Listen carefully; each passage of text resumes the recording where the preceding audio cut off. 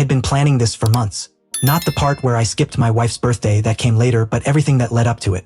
For years, I had been the kind of husband who remembered every date, every anniversary, every little thing that made her smile. I'd surprise her with breakfast in bed, send flowers to her office, slip tiny notes into her purse. I thought that was what love meant. Constant effort, constant giving. But somewhere along the way, the giving became one-sided. Maya used to light up at the smallest gestures. Now, my efforts barely earned a distracted smile or a quiet thanks. She was always busy. Her job, her friends, her phone, especially her phone. It had become a wall between us.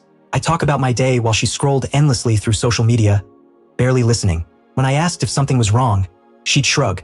"You're being sensitive," she'd say. So this year, when her birthday came around, I decided to do something different. Something to remind her of the person she once was and the person I once was to her. On the morning of her birthday, I left early. No breakfast in bed, no card, no flowers. I didn't even send a text. I pictured her waking up, glancing at her phone, and finding nothing from me. I wanted her to feel that quiet absence, the emptiness I had been carrying for months. I didn't go to work that day. Instead, I drove 3 hours to a small lakeside town we had visited during our first year of marriage. Back then, we couldn't afford much, but we had spent a whole weekend walking by the water, laughing, talking about dreams that now felt like echoes from another life. I had booked a cabin for one night, just for myself.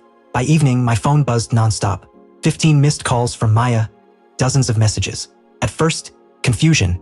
Did you forget something today? Then irritation. Are you seriously ignoring me on my birthday? And finally, anger. Don't bother coming home if this is your idea of a joke. I let every one of them go unanswered. At exactly 7 p.m., I sent a single message. Check the drawer of your vanity. That's my gift to you. Then I turned my phone off. At home, inside that drawer, sat a simple white envelope. Inside were 2 items, a letter and a folded document. The letter read, Maya, I didn't forget your birthday. I remember everything, how you like your coffee, the songs you hum when cooking, the way you used to look at me like I was enough. But lately, I've realized I've been celebrating someone who stopped celebrating us.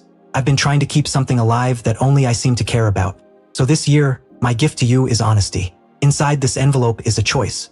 One path lets us start over, counseling, communication, rebuilding what we've lost. The other is freedom.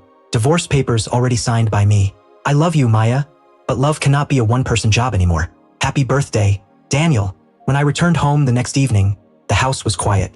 She was sitting at the kitchen table, the letter in front of her, tear stains marking the paper. She looked up when I entered, eyes red but softer than I had seen in months. Why didn't you tell me how you felt?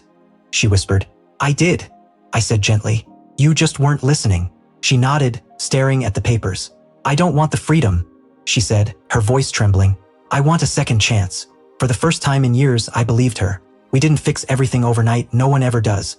But that night, we sat together, talking for hours, and when she reached across the table and took my hand, it felt like the first time all over again. Sometimes, the gift someone needs isn't wrapped in paper or tied with a ribbon. Sometimes it's the shock of almost losing what they took for granted. For Maya, that was the one gift she never expected, but the one that changed everything.